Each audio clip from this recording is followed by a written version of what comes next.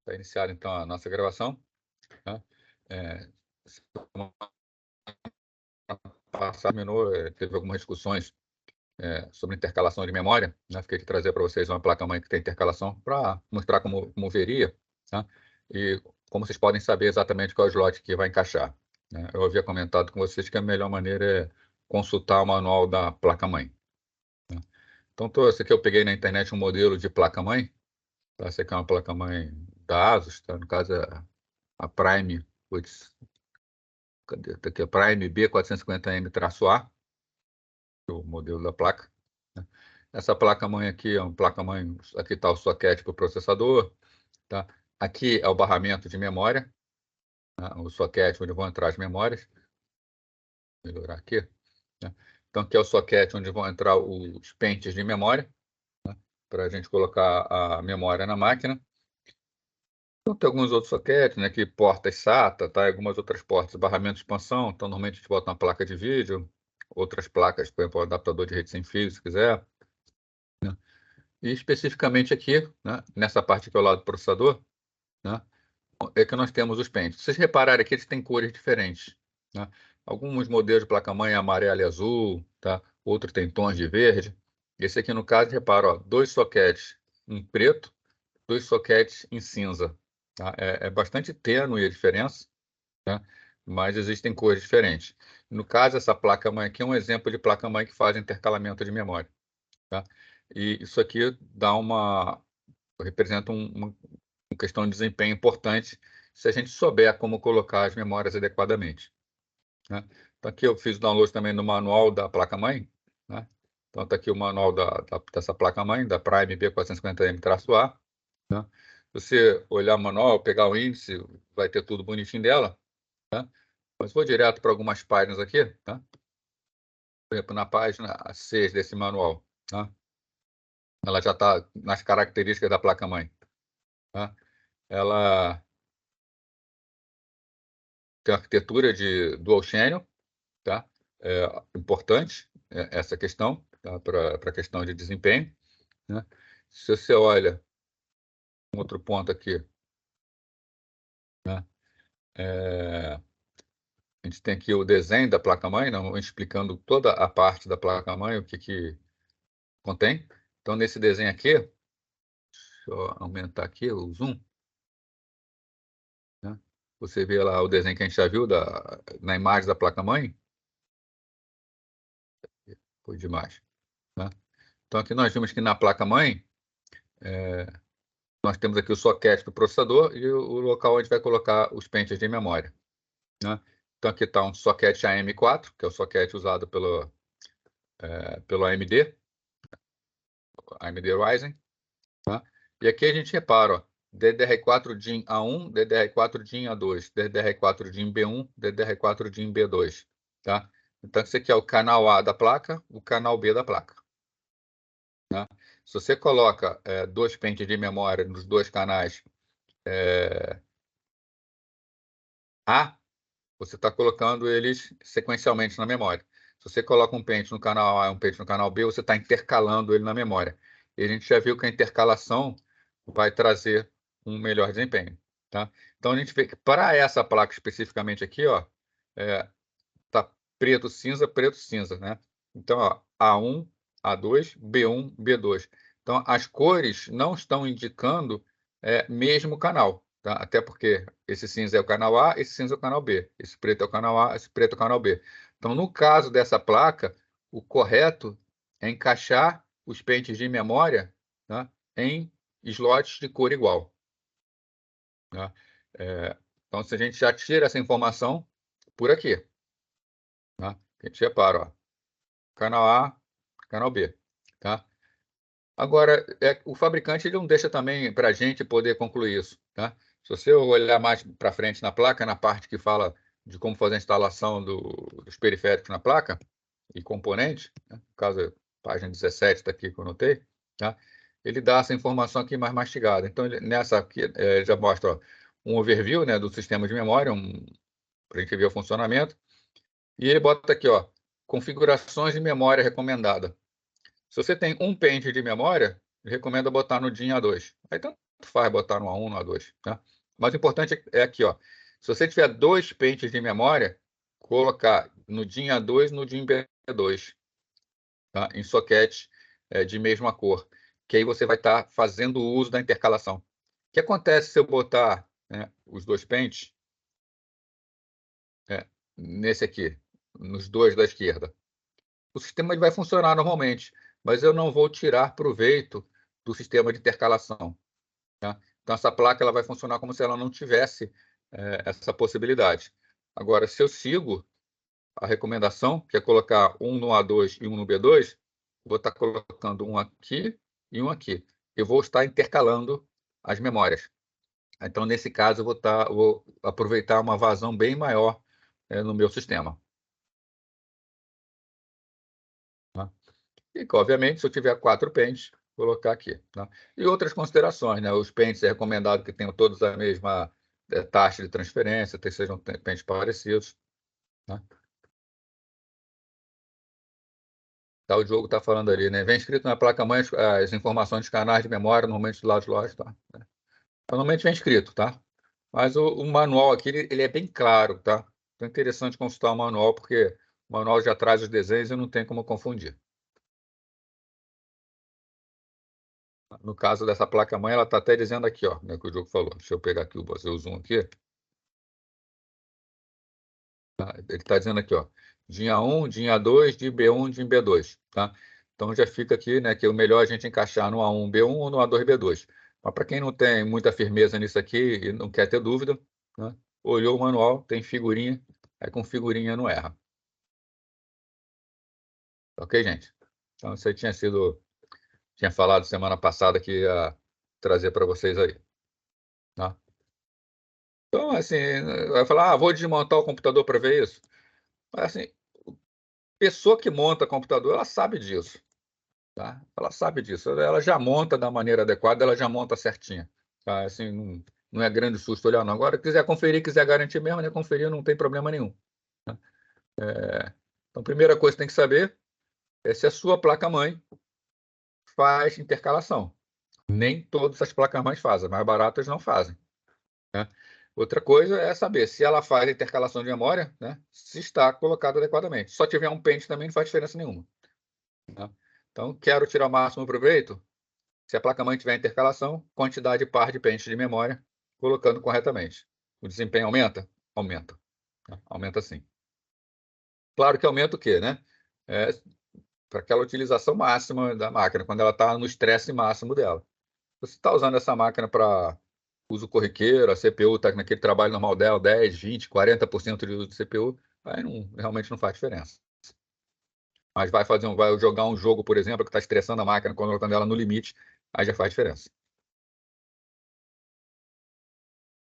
Beleza, gente? Tranquilo aí?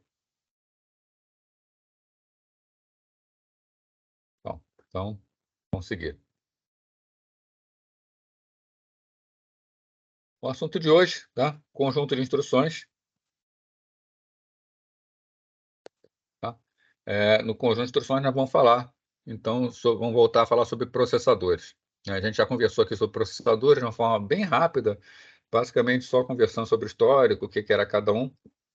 Agora, o conjunto de instruções permite a gente entender melhor o que um processador faz.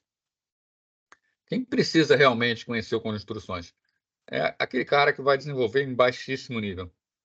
Alguém que escreve um sistema operacional, alguém que escreve um compilador, tá? Esse precisa conhecer bem os conjuntos de instrução, já que ele vai gerar alguma coisa em assembly ou muito próximo do assembly. Tá? E a gente que estuda arquitetura também é interessante conhecer o conjunto de instruções, porque a gente vai saber exatamente o que a máquina faz. Tá? E com isso a gente pode adequar melhor uma máquina. Tá? A gente pode dizer, por exemplo, que uma máquina que tem um conjunto de instruções RISC, que ela tem menos instruções, ela tem um conjunto mais pobre, tá? É uma máquina que ela é mais especializada também, né? Quem faz menos coisa consegue fazer melhor aquilo que faz menos, tá? Mas faz menos. Quem faz mais coisa, obviamente faz mais coisa, mas é menos especializado, não faz com tanta habilidade aquelas coisas, né? Então, a gente vai ver aqui máquinas CISC e máquinas RISC. Máquinas CISC tem um conjunto de instrução riquíssimo, tá? Facilita muito o desenvolvimento, mas não é tão especializada nas instruções. Máquina RISC é o contrário, ela tem instruções mais pobres, mas ela é bem especializada. Então, se você pega normalmente servidor, programas que são escritos para rodar em servidor não necessitam de instruções muito sofisticadas. Aí, normalmente, máquinas RISC se adequam melhor a servidor. E máquinas CISC mais para multimídia. A gente chega lá, tá? Vamos então estudar aqui os conjuntos de instruções que existem. Vamos primeiro ver uma forma geral de conjunto de instruções. Depois nós vamos ver algumas particularidades de algumas arquiteturas. Basicamente, a gente vai ver aqui da Intel, Intel/AMD, né, na arquitetura x86, e ver também do ARM, que é um exemplo de uma arquitetura RISC. Tá? Então, do ponto de vista do projetista, né, o conjunto de instruções de máquina oferece os requisitos funcionais para o processador. Então, o projetista ele vai montar um processador, né? Ele não sai montando um processador pensando qual é a melhor tecnologia, como é que eu vou montar o decodificador. Ele tem que partir de alguma coisa. E esse alguma coisa é o conjunto de instruções, né? Qualquer máquina que a gente vá construir, a gente não constrói uma máquina qualquer e depois encontra uma utilidade para ela ou vê como vai utilizar ela. A gente pensa numa utilidade, a gente pensa numa utilização e a gente constrói uma máquina para essa utilização, né? E um microprocessador não deixa de ser uma máquina, apesar de ser um eletrônico. Tá? Então, o usuário, né, que escolhe programar em linguagem de máquina, esse cara tem que ter conhecimento da estrutura de registradores, da memória, dos tipos de dados e das funcionalidades da ULA, né? Então, somente aquele usuário que trabalha com nível de máquina é que precisa realmente conhecer a fundo, né? Uma descrição do conjunto de instruções da máquina, então, permite o entendimento sobre o processador. Então, conhecer o conjunto de instruções da máquina leva a gente a ter o conhecimento do processador e a gente é capaz de trabalhar em baixo nível com essa máquina. Então, primeiro, instruções de máquina. O que vem a ser instruções de máquina? Tá? Então, a operação do processador é determinada pelas instruções que ele executa. Óbvio, tá? Aquilo que ele vai fazer, tá? Vai depender daquilo que ele vai executar. Isso é o que a gente chama de instruções de máquina. Instrução de máquina é aquilo que o processador entende como instrução. É aquilo que a gente fala para o hardware e o hardware é capaz de executar diretamente, sem precisar de criar novos passos. Tá? A coleção de diferentes instruções que o processador pode executar é conhecida então como conjunto de instruções. Tudo aquilo que ele faz está dentro do conjunto de instrução dele. Tá? E cada instrução deve conter informações que são exigidas do processador para a execução de várias coisas, né? Então, o que uma instrução tem que conter? Primeiro, tem que ter o código de operação, que é o que a gente chama de opcode. Ele especifica o que vai ser realizado por aquela operação. Tá? Então, eu quero somar, eu tenho que ter um código para dizer que vou fazer uma soma. Eu quero comparar, eu tenho que ter um código para dizer que é uma comparação. Quero movimentar dados de memória, um código para movimentar, né? Então, esse código, né, o opcode, é para dizer o que será feito. Agora, isso que vai ser feito, normalmente, vai ser feito sobre alguma coisa, né? Por exemplo, se eu vou somar dois números, eu preciso pegar esses dois números em algum lugar, tá? Então, além de dizer o que vai fazer, que é o opcode, eu tenho que dizer aonde eu encontro essa informação que vai ser operada. No caso, a soma, quem são os operandos que serão somados? Então, a operação pode envolver um ou mais operandos, né, que serão a fonte da operação. Agora, muitas instruções geram resultado que tem que ser guardado. Por exemplo, a soma somou dois operandos, vai ter que armazenar esse resultado em algum lugar. Então, preciso também ter uma referência de onde armazenar, que é referência ao operando resultado, né? Já que a operação deve produzir um resultado, vai guardar em algum lugar, né? E também uma referência à próxima instrução, né? Onde eu vou buscar a próxima instrução, né? Então, para executar uma instrução, o que vai fazer, sobre o que vai operar, onde vai ser guardado e onde está a próxima instrução. Normalmente, eu não preciso botar referência à próxima instrução, tá? A quase totalidade das máquinas assume o seguinte: a próxima instrução é a que está na sequência, a não ser o caso particular do desvio. Então, esse aqui é o diagrama do estado do ciclo de uma instrução. Isso aqui é o funcionamento interno de um microprocessador. Tá? Ele começa por aqui, ó. Cálculo do endereço da instrução. Ele calcula aonde está na memória a instrução que ele vai executar. Aí ele entra no ciclo, ele entra na busca da instrução. Então, ele vai lá na memória para buscar a instrução. Então, buscou a instrução, vai decodificar essa instrução. Tá? Se precisar de operandos, ele vai determinar aqui que precisa do operando. Agora entra no próximo passo, que é cálculo do endereço do operando, né? Aonde esse endereço do operando está na memória. Ele busca o operando. Se precisar de 2, 3 operandos, volta para calcular e busca, volta para calcular e busca. Então, aqui ele está calculando todos os operandos que vão ser utilizados. Tá? Então, vamos supor, soma de 2 números. Vou botar aqui uma instrução do tipo A recebe B mais C. Então, cálculo o endereço do operando. Calcula o endereço de B, busca B. Precisa do C também. Tá? Então, volta para calcular o operando, calcula o operando C, busca o C. Então, já busquei B e já busquei C. Já estou com os operandos na máquina, agora eu realizo a operação. Realizo a soma. Né? Uma vez que eu realizei a soma, essa soma tem que ser guardada em algum lugar. No caso, vai ser guardada em A. Então, calculo o endereço do operando, calculo o endereço da variável A, armazena em A. Existem instruções multimídia, tá, que podem armazenar num vetor inteiro. Então, pode ter múltiplos resultados. Então, posso ficar sem ciclo aqui armazenando os dados no vetor. Quando acabei de armazenar, tá, volto. O normal é voltar por início para buscar a próxima instrução. Mas, no caso de processamento de cadeia de caracteres, eu posso estar voltando para cá para buscar novos operandos, né, e ficar num ciclo aqui. Tá? Então, a gente vê aqui que uma instrução ela pode ser bastante complexa, consumindo vários ciclos da máquina. Normalmente, isso aqui, né, que tem tantos ciclos assim, é uma máquina que a gente chama de máquina CISC, tá? É Complex Instruction Set Computer, né? Computador com conjunto de instruções complexo, que consegue realizar várias operações diferentes e uma única instrução pode ocupar vários ciclos da máquina. As máquinas RISC não costumam ter tantas possibilidades, que é o Reduced Instruction Set Computer. A gente vai ver mais adiante, a gente vai ver esses conceitos mais aprofundadamente, tá? Mas a máquina RISC, por exemplo, não tem esse trabalho, não tem instruções para trabalhar com strings. Então, termina o ciclo e já volta para o início. Tá? Mas isso aqui é o genérico. Tá? É o máximo que um processador faz. Tá? Nós estamos falando isso aqui para uma única instrução. Na maior parte dos casos, tá? A próxima instrução a ser buscada vem imediatamente após a instrução corrente. Né? Quando a gente faz um programa, a instrução está uma embaixo da outra. Então, a próxima instrução executada é a próxima da memória. E a sempre não vai ser diferente. Tá?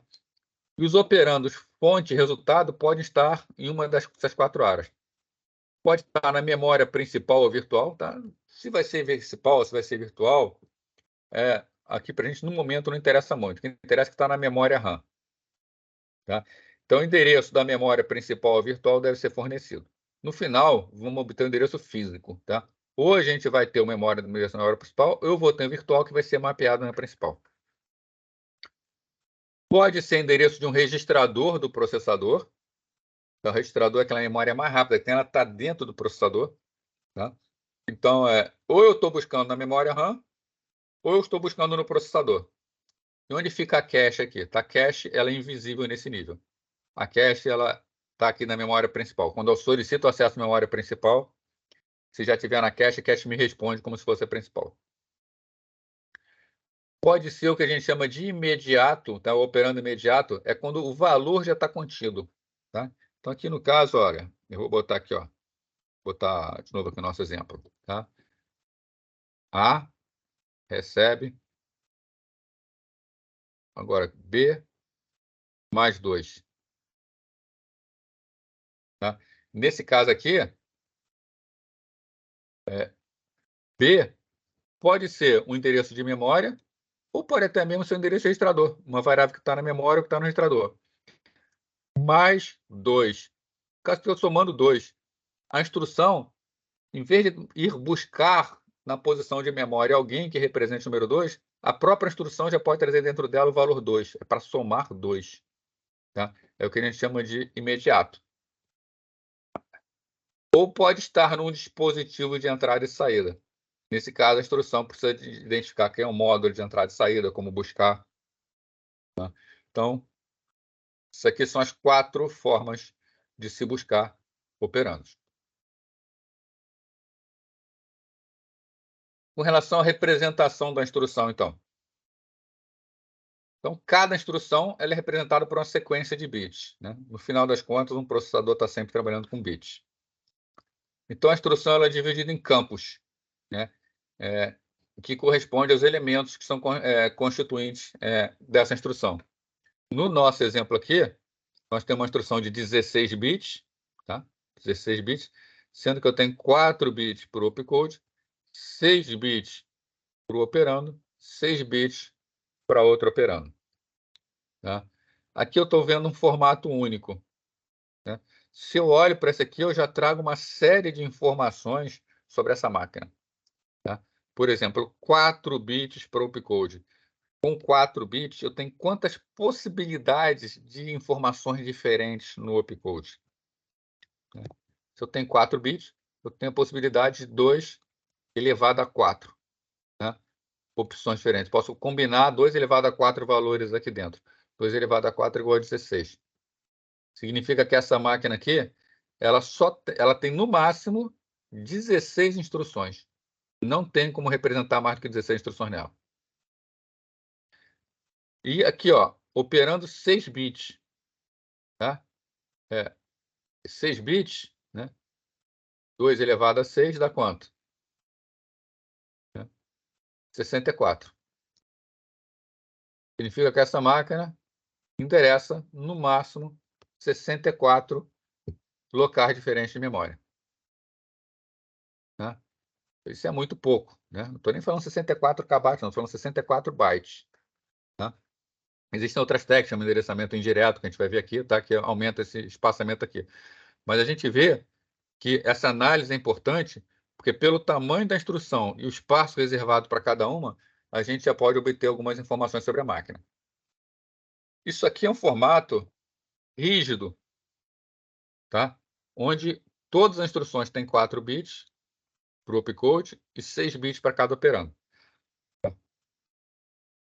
Muitas máquinas têm mais de um formato. Então, eu tenho instruções que têm 4 bits de opcode, eu tenho instruções que têm 8 bits de opcode, tenho instrução que tem 10 bits de opcode. Tá? Isso vai impactar também no tamanho dos operandos.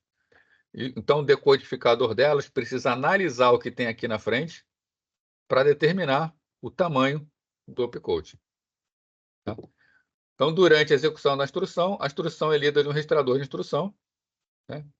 O IR, que a gente já viu um esqueminha aqui, que fica dentro do processador. E o processador, então, deve ser capaz de extrair os dados dos diversos campos. Então, isso aqui tudo, a instrução inteira, cai no registrador de instrução. E o registrador de instrução vai ter que analisar isso aqui e extrair todas as informações, que é o que é para ser feito e onde é para ser feito. Bom, é bastante difícil lidar com representações binárias de instrução de máquina. Né? Imagina escrever um programa em linguagem de máquina propriamente dita. Significa que eu tenho que botar bit a bit, eu tenho que preencher com bits. Mas isso é uma tarefa bastante árdua. Tá? Então, a gente costuma utilizar uma representação simbólica. Por exemplo, se eu quero fazer uma adição, ao invés de eu botar 0101 para representar a adição, por exemplo, eu escrevo ADD, né? De adição. Sub significa subtração, mul, multiplicação, divisão, load, carregar dados da memória, store, armazenar dados na memória. Então, aqui, por exemplo, add RY. Eu estou falando para somar Y em R. Normalmente, uma instrução desse tipo significa essa é traduzida, tá? Opa, peraí, fiz besteira aqui. Isso é traduzida, tá?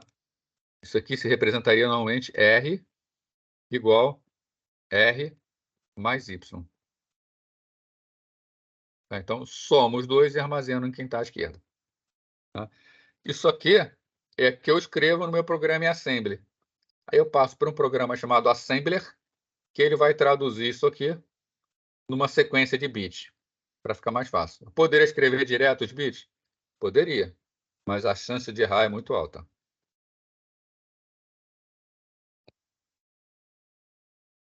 Então, a gente pode escrever um programa em linguagem de máquina de forma simbólica. Tá?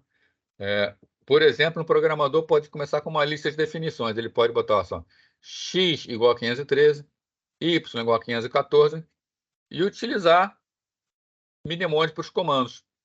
Né? Atualmente, programador em linguagem de máquina é uma raridade. Tá? Cada vez mais difícil encontrar quem saiba programar em linguagem de máquina. E é um mercado bastante restrito também. Né? Conforme falei para vocês, normalmente é pessoal que desenvolve sistemas operacionais que, mesmo assim, nem todo mundo, tá? Desenvolver sistemas operacionais é uma equipe grande. E a maior parte da equipe usa uma linguagem de alto nível, normalmente linguagem C, por questões de desempenho. Né? E algumas partes do sistema operacional têm que ser em baixíssimo nível escrito em Assembly. Aí, nesse caso, esse é o pessoal. E quem escreve compiladores, o compilador no final gera um código em linguagem de máquina. Quem escreve o compilador tem que saber linguagem de máquina. Tá? Porque no final ele vai gerar uma linguagem de máquina. Bom, quais são os tipos de instruções que existem numa máquina? Vamos considerar uma instrução em linguagem de alto nível, por exemplo. Essa instrução aqui, ó. Instrução extremamente inocente. X igual a x mais y. Né? Como a gente faz isso aqui em instrução de máquina? Para começar, a instrução de máquina não tem variável. Tá? Instruções do processador acessam endereços de memória. Então, uma coisa que você tem que saber é, na hora que o compilador compila isso aqui, ele vai ter que escolher lugares para essas memórias, essas variáveis ficarem. Então, depois que você compilar, no seu programa, o que é representado por x vai corresponder, por exemplo, ao endereço 221. Tá? E a variável y, por exemplo, correspondeu ao endereço 223. Tá? Então, essa instrução x igual a x mais y vai virar que instruções em linguagem de máquina? Vai virar carregue um registrador com conteúdo 221. Então, você vai colocar 221 no registrador, que é o conteúdo de x. Some o conteúdo do endereço 222 ao registrador. Então, você primeiro carregou o 221 no registrador, foi lá no 223, pegou o conteúdo e somou o registrador. Aí, nesse momento, dentro do registrador, tá, você tem a soma x mais y. Agora, você tem que armazenar de volta em x, que está no 221. Aí vai virar armazene o conteúdo do registrador no endereço 221. Tá? Então, essa instrução, bastante simples, de qualquer linguagem de programação, vira 3 instruções em linguagem de máquina. Mais para frente a gente vai ver, pode ser ainda pior, pode gerar mais instruções dependendo de como é estruturado os operandos, como são estruturados os operandos.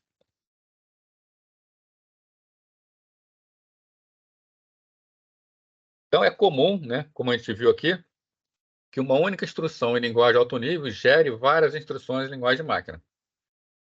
O computador, então, ele deve ter um conjunto de instruções que permita ao usuário programar qualquer tarefa de processamento de dados. Então, não adianta eu fazer um processador que só faça soma e leitura de dados. No mínimo, tem que ter gravação também. Tá? Então, existem instruções mínimas para permitir fazer qualquer coisa no computador. Né? Qualquer programa escrito em uma linguagem de alto nível precisa ser traduzido para a linguagem de máquina. Tá? Não tem jeito. Se eu faço um programa de alto nível, eu tenho que traduzir para a linguagem de máquina. Tá?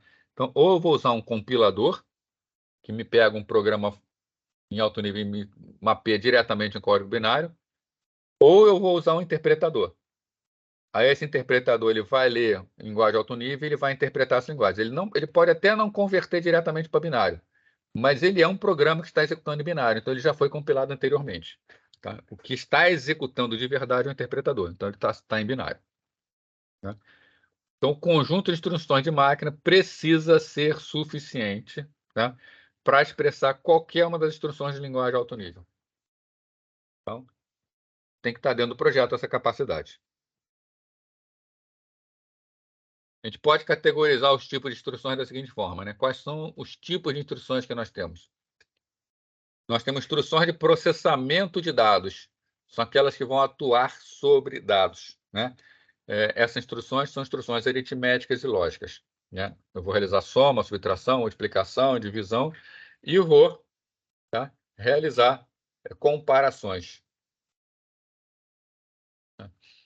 Eu preciso de instruções de armazenamento de dados, que faz a movimentação de dados para dentro ou para fora do registrador ou memória. Tá? Então, de um registrador para outro, de uma posição de memória para outra, da memória para o registrador para a memória.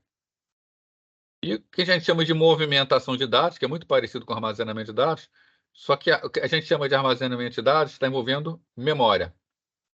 Quando eu chamo de movimentação de dados, está envolvendo operações de entrada e saída em dispositivos de entrada e saída. Por exemplo, mouse, tela. E, por fim, categoria controle.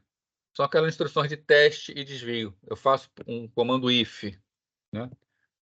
Faço aqui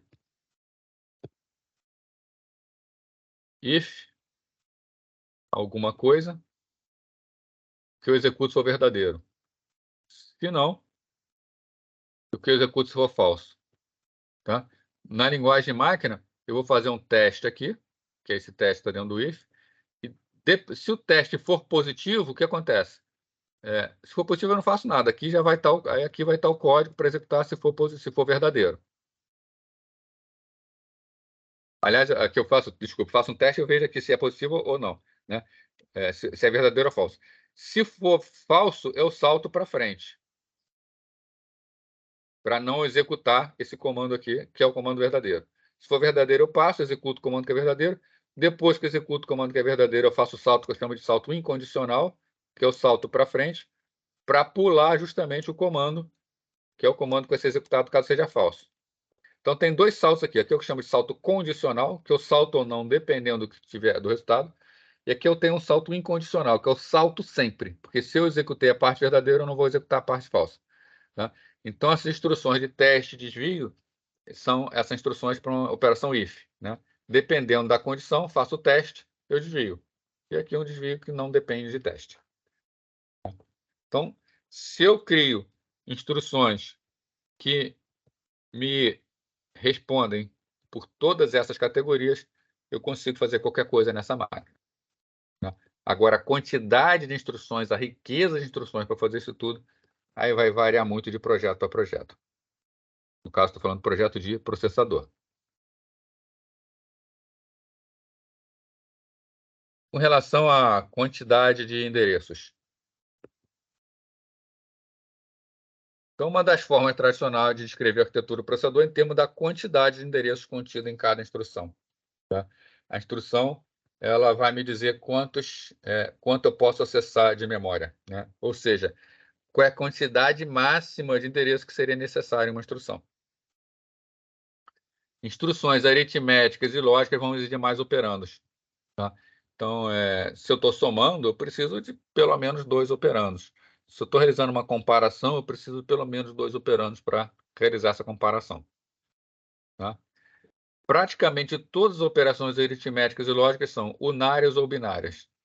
Unária tem um operando de origem, binária 2 operandos de origem. Né?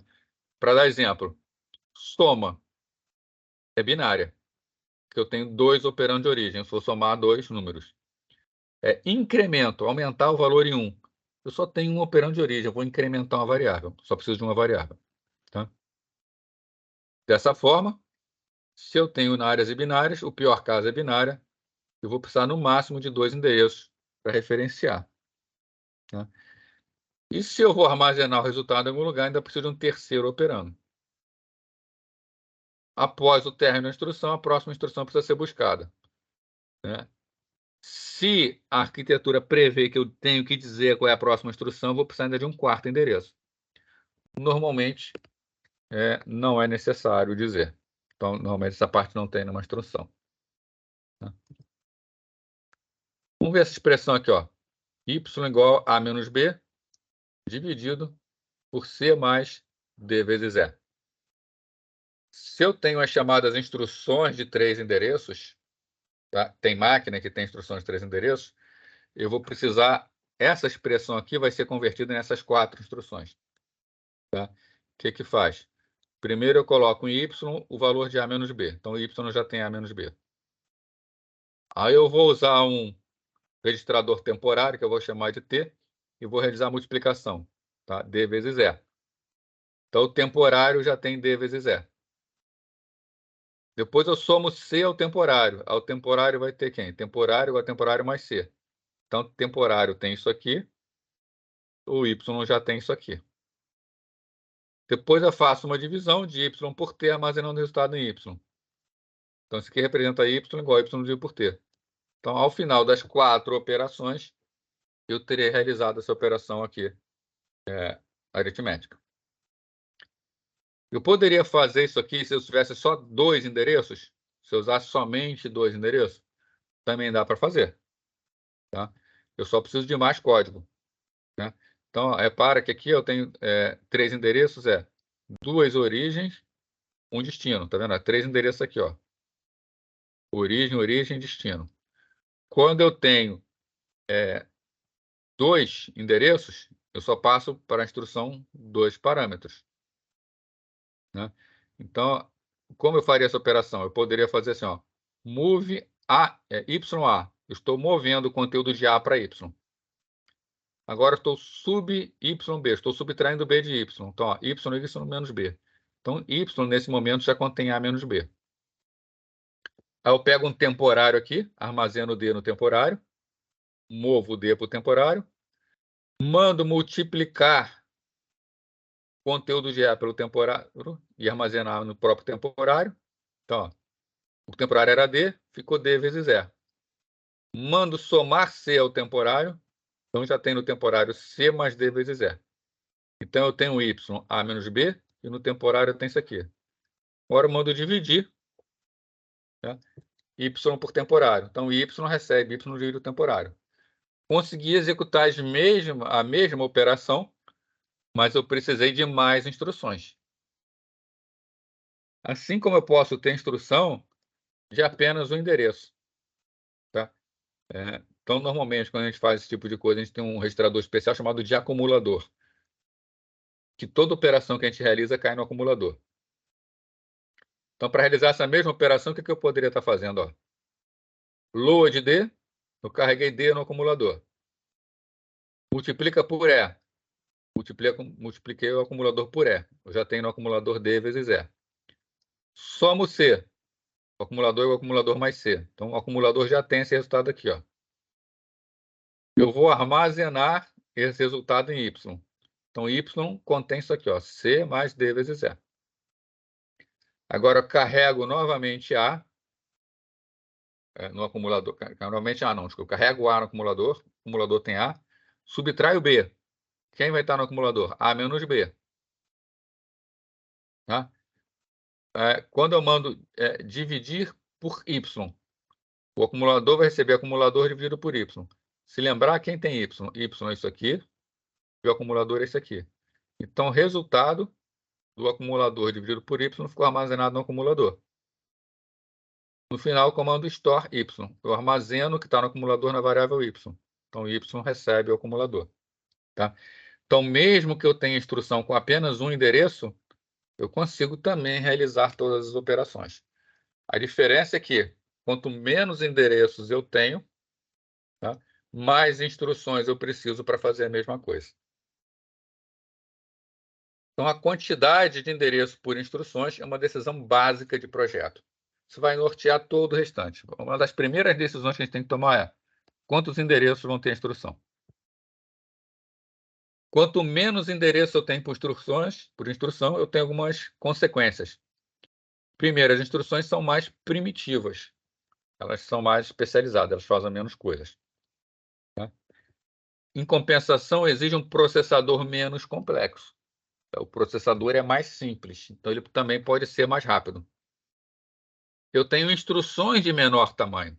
Então, apesar de eu ter mais instruções, minhas instruções estão menores. Tá? Então, resulta em programas que contêm mais instruções no total, leva a tempo maior de execução. Tá?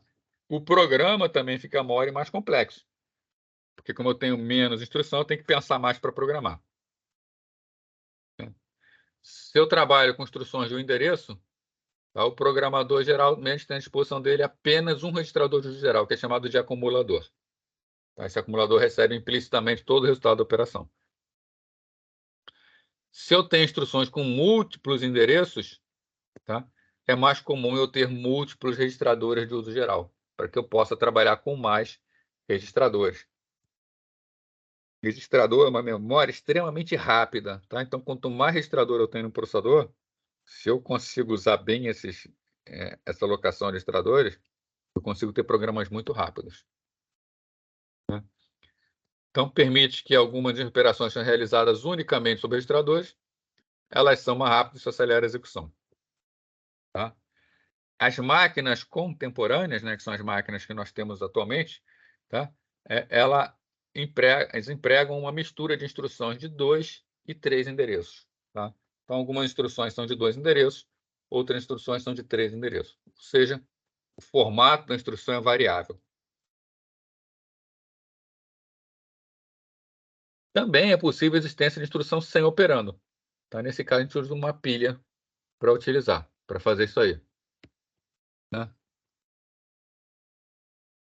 Então, basicamente, quando nós temos 3 endereços, a operação do tipo OP A, B, C, onde significa que o resultado de B operado com C é armazenado em A. Quando eu tenho a quantidade de 2 endereços, vai ser OP A, B.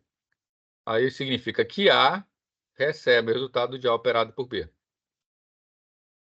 Quando eu tenho um único endereço, OPA, significa que eu vou pegar o acumulador e operar com A e guardar o resultado no próprio acumulador. E eu posso ter também trabalhando com pilha somente a operação, tá? Então, no caso de uma pilha, a T representa o topo da pilha, né? Então, aqui é a posição T, aqui é a posição T menos 1. Tá? Significa, então, né, que eu vou operar esses dois e vou armazenar o resultado no topo.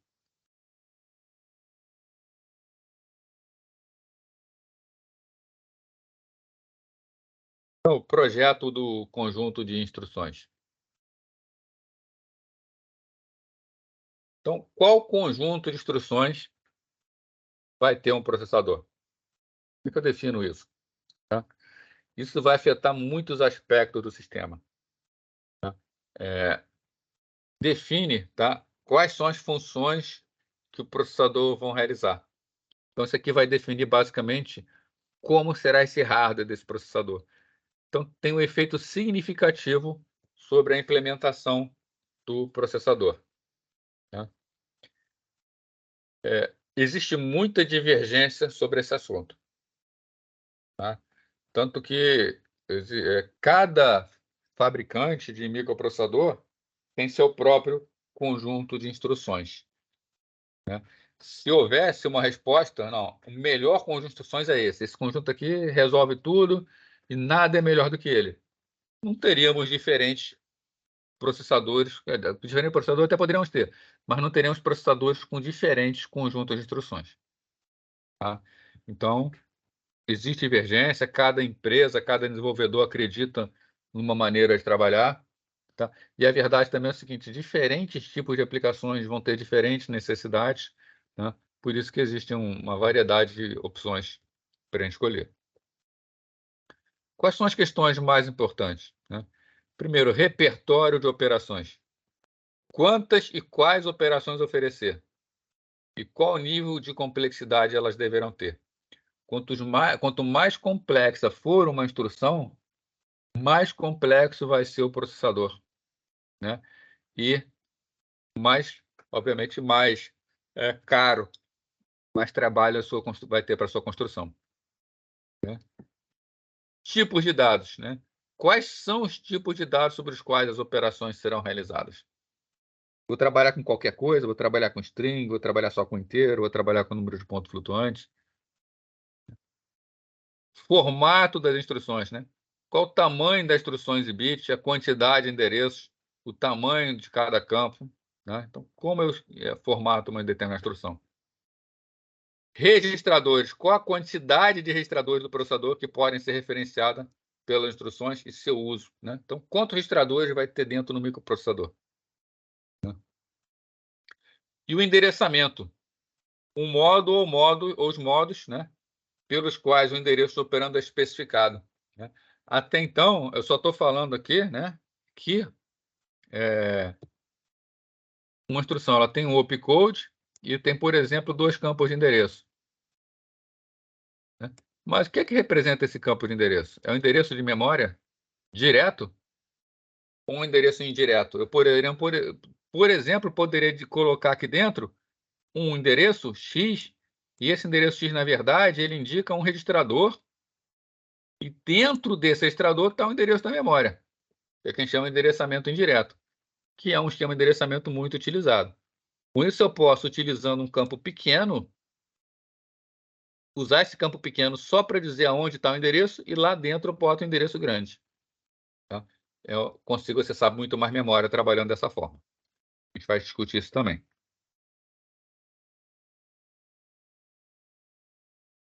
Então, os tipos de operandos. Né? Operando é aquilo que vai ser trabalhado pela instrução. Tá? Então, as instruções de uma máquina, elas operam sobre dados. Quais são os tipos de dados mais importantes? O primeiro deles, endereços, né? A gente já viu aqui, uma instrução ela vai operar sobre uns operandos e, normalmente, ela carrega os endereços desse operando. Então, tipo importante é o próprio endereço. Uma máquina processa números. Tá? Então, também temos números como operandos. Agora, a máquina interage com pessoas, então precisa escrever na tela. Então, ela também trabalha sobre caracteres. Alguns processadores conseguem trabalhar até sobre strings, tá? No caso do x86. Tá? Mas caractere é suficiente, com caractere a gente expande para uma string. Também operandos lógicos. Eu posso comparar duas operações, as operações não, desculpa, eu posso comparar dois operandos e o resultado desse operando armazenar em algum lugar. Esse resultado me representa verdadeiro ou falso. Então, é um resultado lógico. Tá? Então, esses são os tipos de dados mais importantes. Então, falando sobre cada um deles. Endereços. Alguns cálculos devem ser realizados sobre referência do operando de uma instrução para determinar o endereço de memória. Tá? Que pode ser na memória principal ou na memória virtual. Tá? Então, o que significa eu estar dizendo que eu tenho uma referência? Tá? Significa dizer que eu tenho que buscar essa informação em algum lugar. Tá? Então, eu posso passar como referência um endereço de um registrador, onde esse registrador aqui contém o endereço de memória. Tá? Memória principal ou virtual, quando eu falo memória principal, estou falando direto do endereço da memória RAM. Quando eu estou falando em memória virtual, eu estou falando da memória que processador e processo entendem, e que precisará ser convertido no endereço RAM para ser buscado na memória. Números, né? Toda linguagem de máquina inclui tipo de dados numéricos, né? Na matemática, números são ilimitados. Eu não tenho problema nenhum com número na matemática. Posso representar qualquer número. Mas em computadores, eles são limitados. A gente já discutiu isso aqui quando a gente conversou sobre a aritmética binária. Tá? Então, existe um limite para a magnitude dos números representáveis na máquina, né? Por exemplo, se eu tenho um número inteiro e armazeno num espaço de 32 bits, eu tenho no máximo 2 elevado a 32 valores diferentes. Tá? Sendo que o número de pontos flutuante, além do limite, ainda tem problema de precisão, que é até onde a casa decimal dele é precisa. Tá? O programador, tá, de baixo nível, ele se depara com a compreensão das consequências do arredondamento e do overflow e do underflow. Até o do alto nível tem que estar preparado para isso. A gente tem que saber que nem sempre um número que a gente vai armazenar, ele vai ser... primeiro, se for inteiro, ele precisa estar dentro do limite da capacidade da máquina. Se ele for um número de pontos flutuantes, eu sei que eu terei problemas com precisão. Então, 3 tipos de dados numéricos são comuns em computadores: inteiros binários ou ponto fixo binário, tá? Que é o mesmo nome, né? Então, inteiro binário, a gente já viu. Ponto flutuante binário, então, números binários em ponto flutuante, ou armazenamento decimal, tá? Pode ser que alguns processadores usem dados numéricos em decimal ainda. Então, em vez de guardar em binário, ele guarda valores decimais, tá? Isso é ruim, né, para as operações, né? Trabalhar com dados decimais é mais lento do que trabalhar com dados binários para um processador, mas existem processadores que fornecem a possibilidade de representar os dados em decimal. Por exemplo, o x86, Intel AMD. Você pode trabalhar com números decimais em vez de trabalhar com números binários. A gente vai chegar lá, a gente vai ver algumas instruções que fazem isso. Caracteres, né? Dados textuais, né, são mais convenientes para seres humanos, tá? Porém, eles não são facilmente armazenados, nem processados, nem transmitidos de forma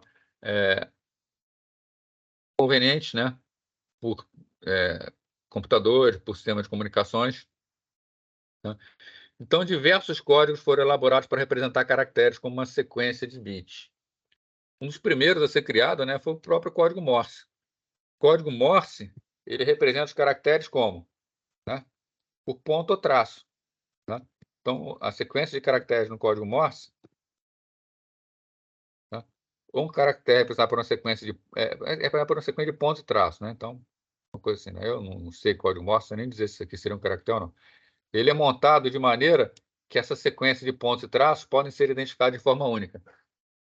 Se você imaginar, por exemplo, o ponto como caractere 0, não, bit 0, e o traço como bit 1, o código Morse é um código binário. Tá? Obviamente, computadores não trabalham com código Morse por questão de eficiência, tá? Atualmente, tá, o código de caractere mais utilizado é o ASCII. O ASCII é a abreviação de American Standard Code for Information Interchange, né? Então, é código padrão americano para intercâmbio de informações, né? No ASCII, cada caractere é representado por um padrão de 7 bits. Então, o ASCII é um padrão de 7 bits. Como a gente trabalha com bytes, os caracteres são armazenados e transmitidos com 8 bits por caractere. É o que a gente chama de ASCII estendido. Então, o ASCII original é o que vai de 0 a 127, e que vai de 128 a 255, normalmente são alguns caracteres gráficos, tá? Faz parte do ASCII estendido, tem um bit a mais.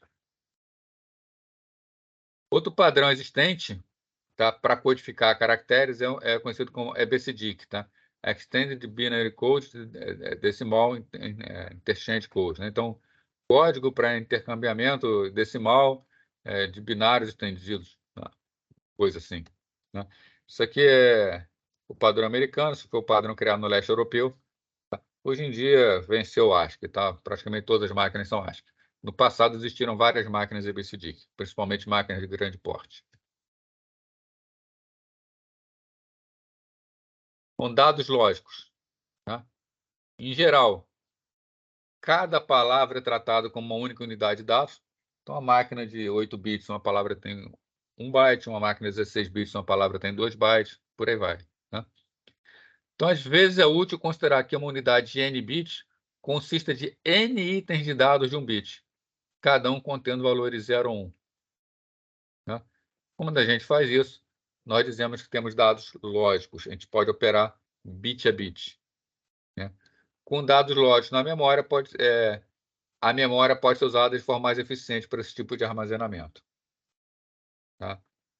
Isso aqui, hoje em dia, com a quantidade de memória que nós temos, raramente vai ser levado em conta. No passado, onde era muito raro memória, tinha uma preocupação maior, né? Então, existem ocasiões em que é necessário manipular os bits de item de dados, né?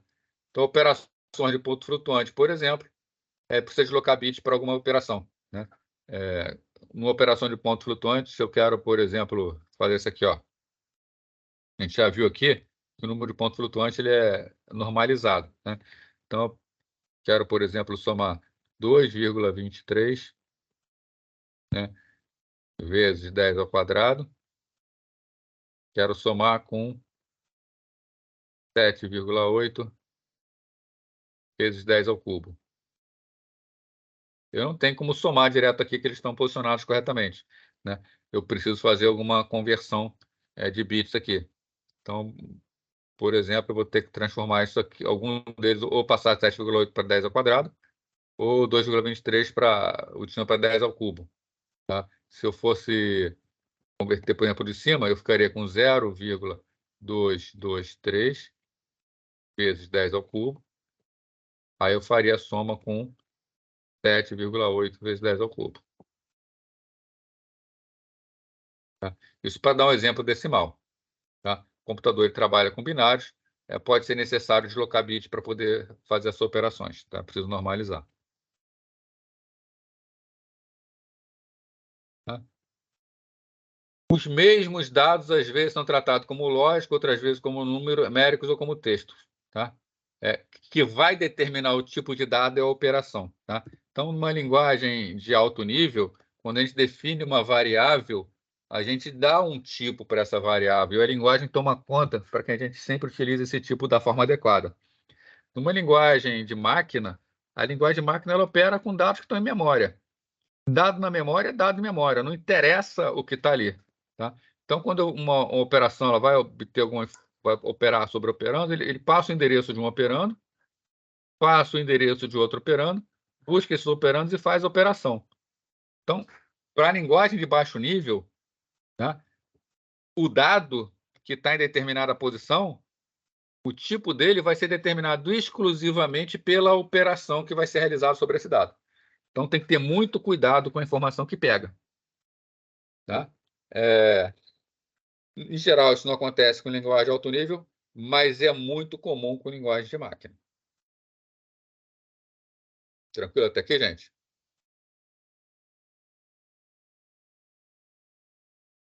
Entrar, então, agora em particularidades. Tá? Começar pela linha Intel AMD. Né? Como são tratados dados num processador x86?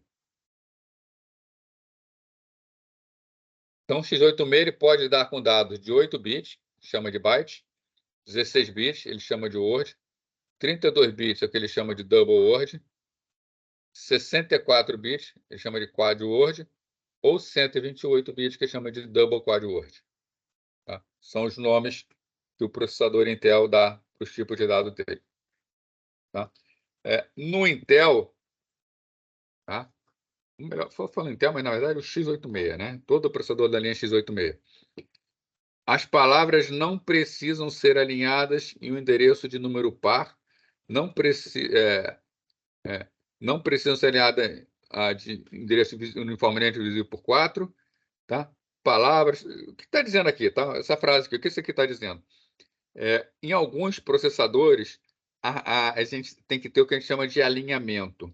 Tá? Alinhamento se a palavra tem 16 bits, né, tem 2 bytes, a memória ela é estruturada assim, né? A memória pode ser pensar como um vetorzão. Tá? Então, eu vou dividir aqui essa memória em várias partes. Se eu estou acessando byte, aí não faz mal, posso acessar qualquer coisa. Se eu estou acessando palavra 16 bits, alguns processadores me obrigam o seguinte, ó, eu não posso armazenar uma palavra usando esses 2 bytes aqui, ó. Eu não posso ter uma quantidade ímpar de bytes sobrando. Que as palavras de bytes, elas têm que ser, ou ela ocupa os 2 primeiros bytes, ou os 2 bytes seguintes, ou os 2 bytes seguintes. Toda palavra de 16 bits em alguns processadores, elas têm que entrar num alinhamento de 16 bits. É como se a memória fosse segmentar em 16 bits.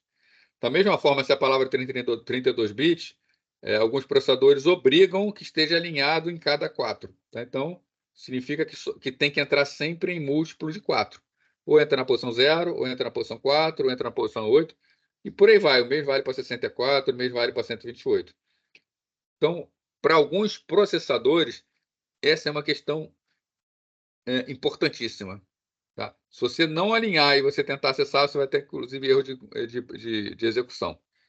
A linha x86 não... O que está dizendo aqui é que a linha x86 não tem esse problema. Você pode colocar em qualquer posição de memória que o processador vai conseguir ler sem nenhuma dificuldade. Tá? Entretanto, quando os dados são acessados por um barramento de 32 bits, as transferências ocorrem em unidade de palavras duplas, começando o endereço dividido por 4. Tá? Bom, o de cima fala que pode estar em qualquer lugar. Tá? O que é que fala o de baixo fala? Que se não tiver alinhado, vai custar mais caro. Né? Por exemplo, um hardware 32 bits, ele acessa a memória a cada alinhamento de 4. Então, novamente, botando aqui, significa o seguinte. Dividir aqui. 1, 2, 3, 4, 5, 6, 7, 8. Vou botar mais um aqui. Significa o seguinte.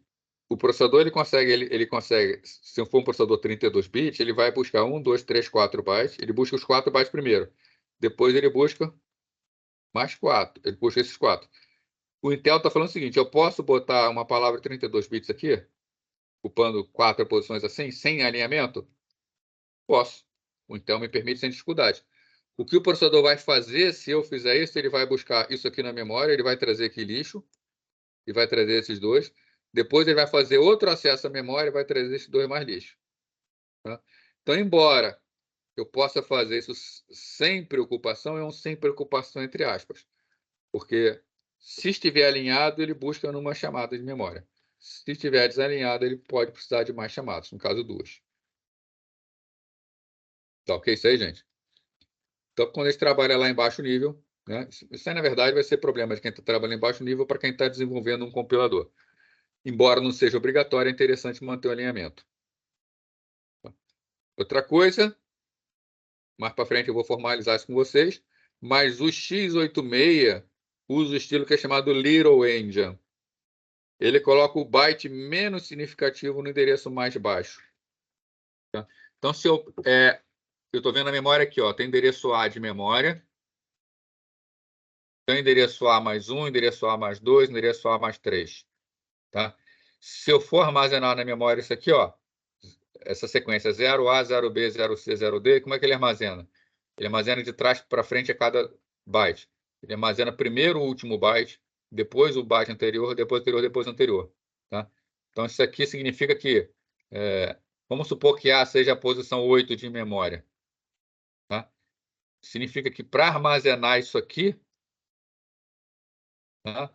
O armazenamento seria, o primeiro conjunto aqui estaria na posição 8 de memória, o segundo conjunto na posição 9 de memória, esse aqui estaria na posição 10 de memória, e o outro aqui estaria na posição 11 de memória.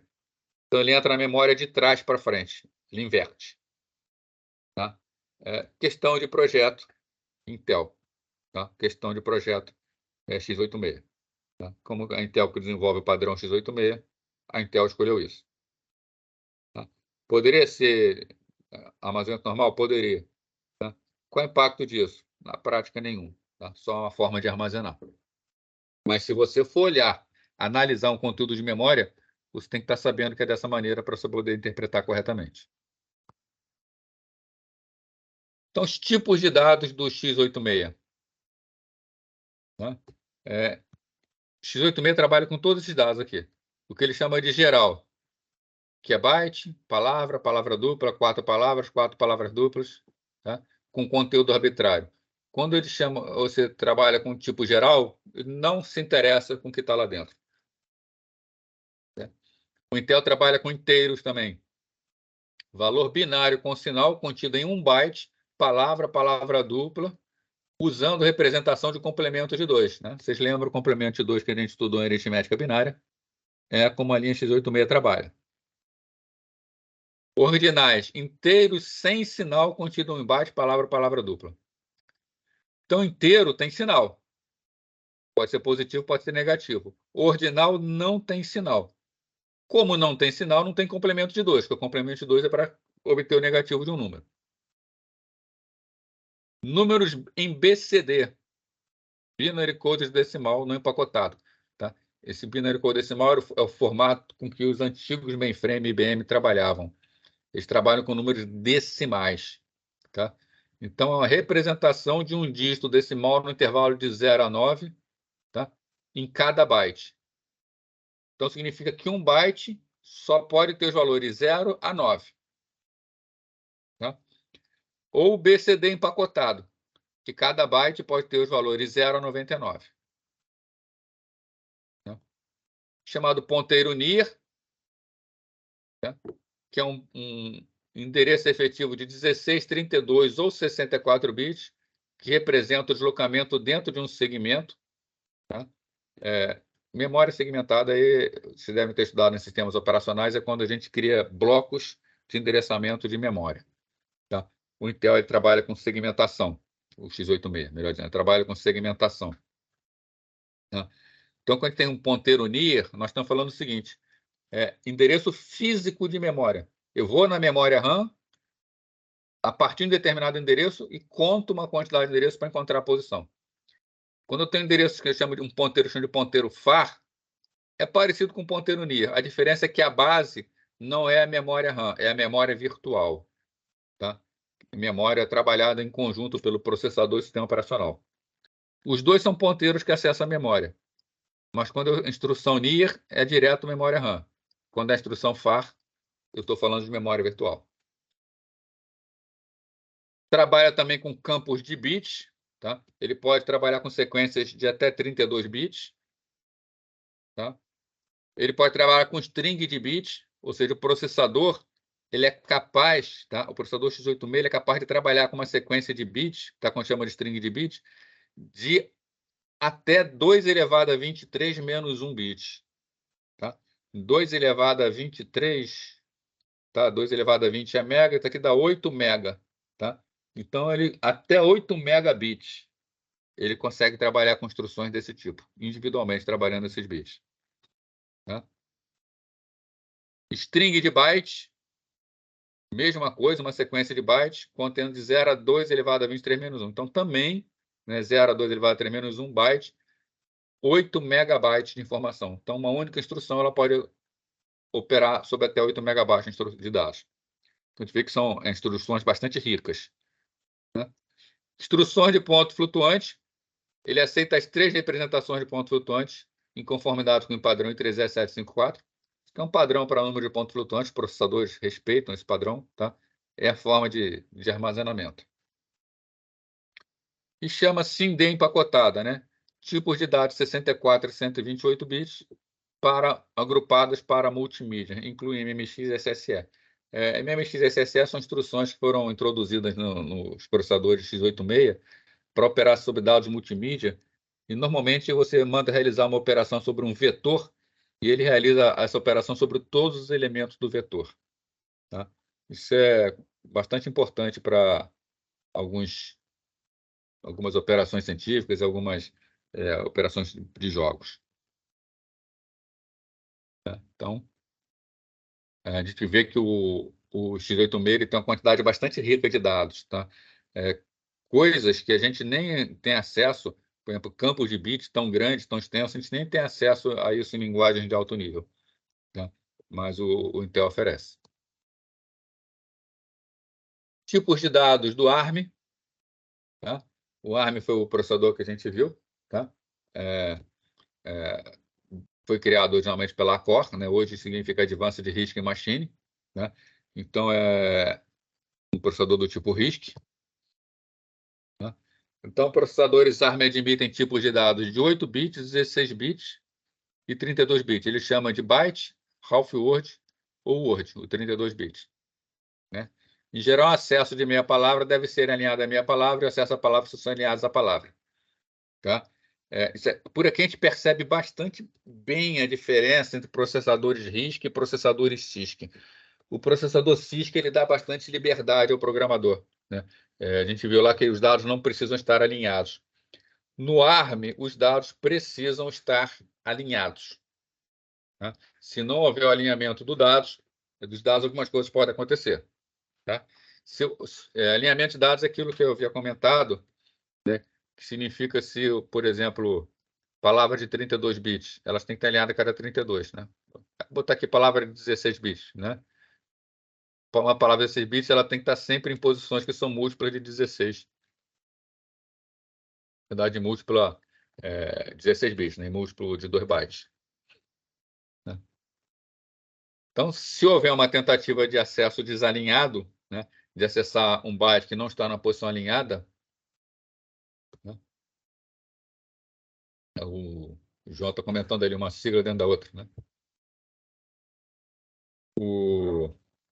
Cadê aqui? Né? O endereço é tratado como truncado, tá? No caso padrão. Ou seja, se eu tento... aqui, eu tenho que estar alinhado da maneira que está aqui. Né? Se eu tento acessar uma instrução... Cadê aqui? Que está armazenada aqui, ó. Eu quero acessar um dado que está armazenado aqui, ó, nesse aqui e nesse aqui. Os dados estão desalinhados. Tá? Se eu tentar fazer isso, o que o processador ARM faz? Ele vai truncar o endereço. Ele vai, eu tentei acessar isso aqui, ele assume que, na verdade, eu tentei acessar a posição alinhada. E ele vai me trazer esses dois dados aqui. Eu posso estar trazendo informação errada. Então, tem que ser trabalhado com muita atenção esse truncamento. Esse truncamento não, desculpa, esse alinhamento. Tá? Agora, eu posso estar trabalhando com verificação de alinhamento. Tá? Então, o sinal de abortar dados significa uma falha em alinhamento na tentativa de acesso desalinhado. Então, eu posso programar o processador da seguinte maneira. Se eu não falar nada, o processador ele trunca. Ou eu posso avisar para ele, ó, avisa se estiver desalinhado. Aí, durante a execução, se ele tentar acessar dados alinhados, ele gera uma exceção e trava o programa, por acesso ilegal à memória. Ou eu posso programar o ARM para trabalhar com acesso desalinhado. O acesso desalinhado ele vai permitir o tratamento igual acontece no x86. Tá? No caso, ele vai fazer 2 acessos à memória e vai fazer isso de forma transparente para o programador. Tá? Então, o acesso desalinhado é a forma padrão que o x86 trabalha. Ele sempre permite o acesso alinhado. Tá?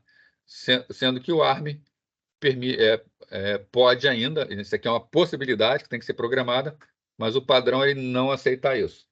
Tá? Então, ele requer mais cuidado na programação. Porém, né, esse tipo de programação aqui é a mais rápida, porque se tiver obrigado a estar alinhado, só faz um acesso para cada busca.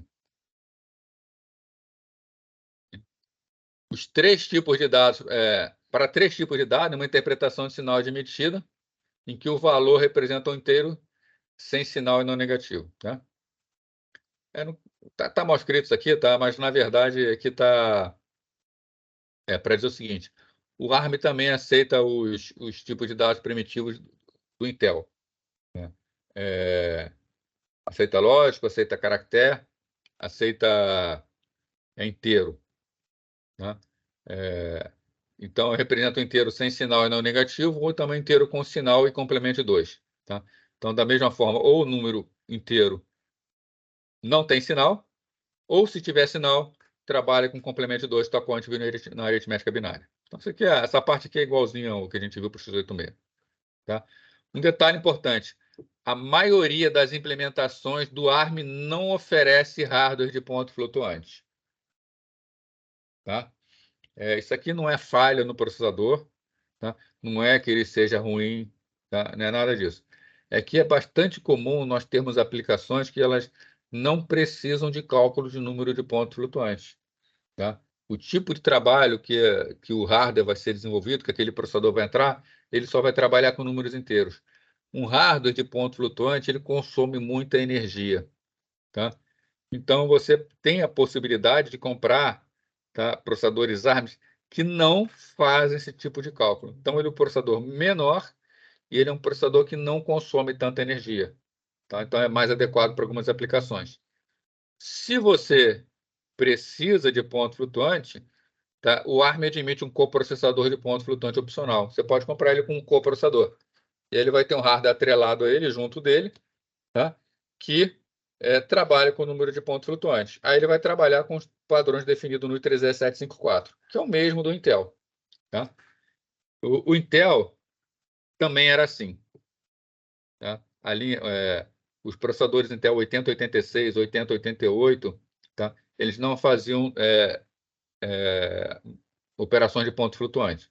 Se você precisasse de operações de ponto flutuante, você precisava de um coprocessador matemático, era o 8087. Tá? Aí você teve o 286, que era a mesma coisa, que você precisava do 287, que era o coprocessador matemático.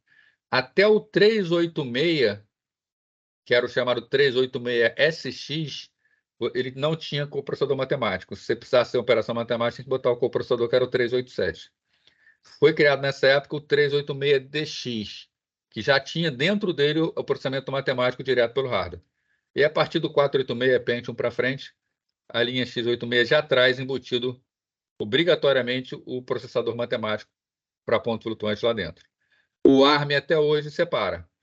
Tá? Você é livre para você comprar com ou sem coprocessador matemático. Tem um bit especial que define o chamado modo engine, tá? Que é usado, tá, para ler e armazenar dados. Tá? Então, se o bit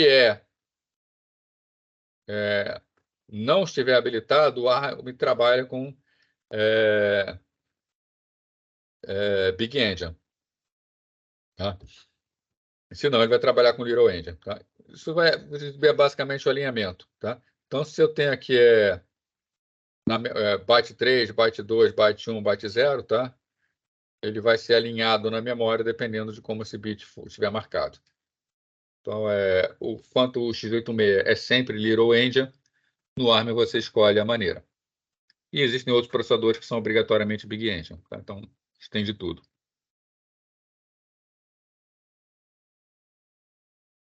Tá ok, pessoal? Vamos ver aqui, então, alguma coisa de tipos de operações antes que a gente volte para as particularidades aí de x86 e ARM. Então, a quantidade de opcodes ela varia de uma máquina para outra. Né? A quantidade de opcodes é a quantidade de instruções que uma máquina tem. Tá? Mas os mesmos tipos gerais são encontrados em todas elas. Né? Então, categorização comum. Transferência didática, transferir de um dado para o outro, aritmética, lógica, conversão. Né? Por exemplo, a gente viu que o x86 ele tem dados inteiros, tanto em binário quanto em decimal. A gente pode precisar fazer conversão de binário para decimal, de binário para binário decimal ou decimal binário. A gente pode precisar fazer conversão de 16 para 32 bits, de 32 bits para 16 bits.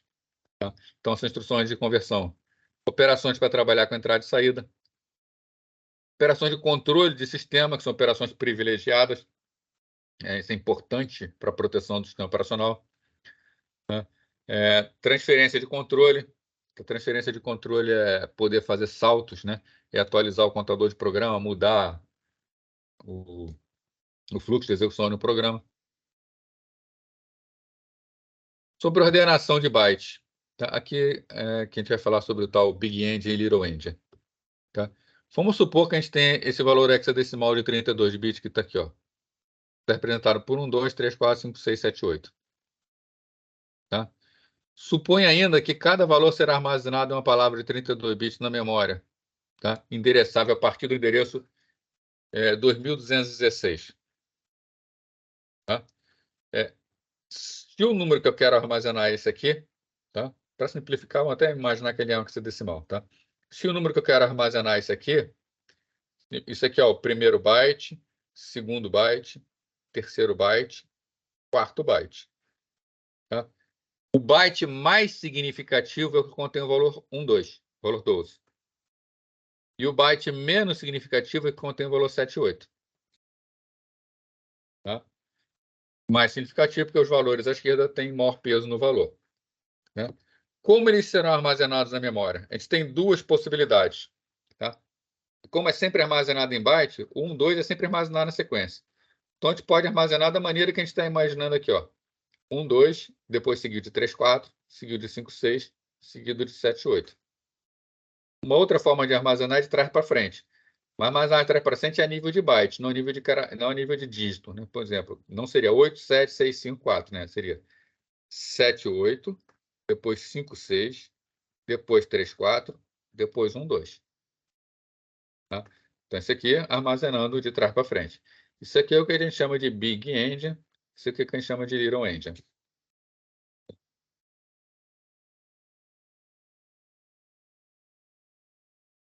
Então, no Big Endian, o byte mais significativo é armazenado no endereço de byte numérico mais baixo.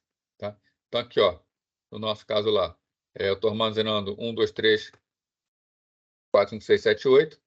1, 2 no endereço mais alto, tá? Meu endereço mais baixo, né? O 3, 4 no próximo, 5, 6 no próximo, 7, 8 no próximo. Tá? É equivalente à ordem natural da esquerda para a direita, escrita na linguagem de cultura ocidental. Tá? Da maneira como a gente escreve, né? Em português, em inglês, tá? A gente pega o número da esquerda para a direita e sai gravando. Tá? Exemplos de processadores que usam esse formato. Tá? IBM 370, 390, Motorola 680 alguma coisa, Sun Spark, a maioria das máquinas RISC. Tá? Uma outra forma de armazenar é o Little Endian, tá? Onde a gente armazena 78, 56, 3, 4, 2. A gente armazena de trás para frente. Tá? Exemplo de processadores que usam esse tipo de armazenamento.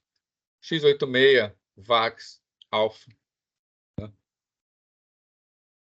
Para valores escalares em múltiplos de bytes, o Big End e o Little Endian são mapeados como inversão de bytes em relação ao outro. Então, basicamente, é inverter os bytes. Tá? Na forma como... Não inverter cada byte, né? Mas inverter a ordem que os bytes são armazenados na memória. Isso aqui dá problemas, tá? Por exemplo, em sistemas distribuídos.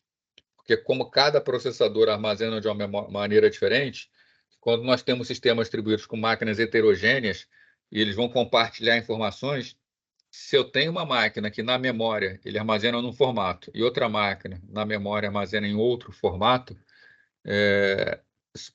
uma simples transferência de byte, bit a bit, de uma máquina para outra, pode corromper a informação. Né? Então, é importante que esses tipos de sistemas saibam o tipo de ordenação que está sendo utilizada em cada processador do sistema. Tá?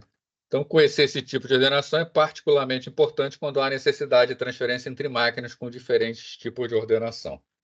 Tá? É preciso garantir a compatibilidade no momento da conversão, da transferência. Não existe consenso geral sobre qual é a melhor forma de ordenação. Tá? Cada um defende um ponto de vista, cada um fala que seria melhor por uma razão ou por outra, mas na prática não faz diferença.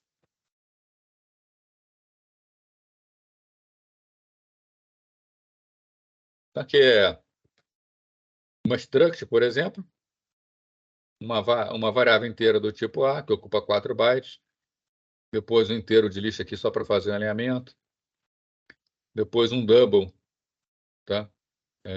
Com 8 bytes aqui, tá? Um char asterisco C, um char D7. Vamos ver o comportamento de cada um desses. No Big Endian e no Little Endian, tá? O Big Endian é basicamente o comportamento de armazenamento é o que a gente espera normalmente, de esquerda para direita, né? O povo ocidental está acostumado. Então, aqui no Big Endian, aqui, ó, o conteúdo vai ser em hexadecimal 11, 12, 13, 14. Como armazenar a memória? 11, 12, 13, 14. Tá? Como seria armazenado no Little Endian? 14, 13, 12 e 11. Ele armazena o byte de trás para frente. Aqui um pad só para fazer alinhamento. Aqui um double. Tá? Em hexadecimal, esse valor no double. 21, 22, 23, 24, 25, 26, 27, 28. O Big End armazena normalmente, na sequência. O Little End é o contrário. 28, 27, 26, 25. Tá? Até aquela posição. Char asterisco C. Tá? Aqui é um ponteiro. Tá? Aqui é um ponteiro, como está um char asterisco C, como está um ponteiro, eu estou armazenando uma palavra no ponteiro, eu estou armazenando a sequência 31, 32, 33, 34. Novamente, no Big End, na ordem, 31, 32, 33, 34.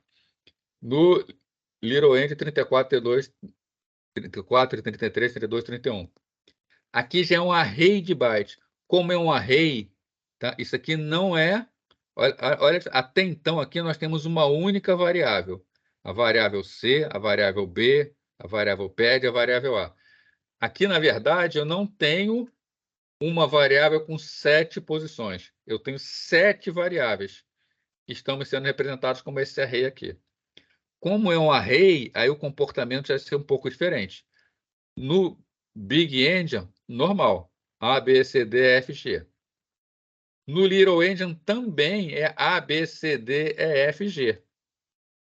Tá? Porque isso aqui, na verdade, o que é um array? Um array são 7 variáveis. Se são 7 variáveis, elas estão na mesma posição de memória, não tem problema nenhum. Tá? E o resto está invertido aqui normalmente, como a gente aparece. Tá? Então, aqui, ó, o que está escrito aqui embaixo, ó, o tipo de ordenação não afeta a ordenação dos itens de dados dentro de uma estrutura. Tá? Ou seja, esses dados aqui, ó, como eles estão definidos nessa sequência, eles vão aparecer na mesma sequência. Inclusive o vetor, já que esse vetor aqui seria a mesma coisa que D1, D2, D3, D4, até D8, até D7. Né? Então, mantém. Tem que ficar bastante claro.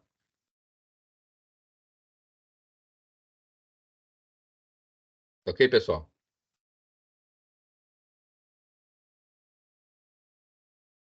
Tranquilo aí?